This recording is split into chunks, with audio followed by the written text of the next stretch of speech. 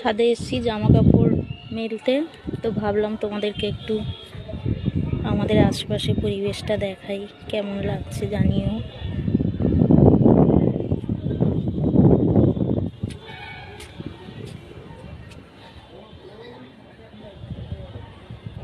ওই দূরে হচ্ছে গিয়ে ট্রেন রাস্তা, তোমরা দেখতে পাচ্ছ।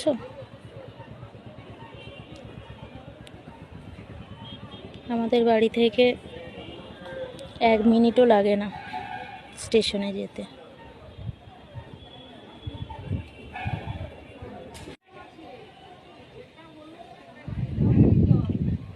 দেখতে পাচ্ছ স্টেশন দেখা যাচ্ছে, লোকজন হাঁটাহাঁটি করছে।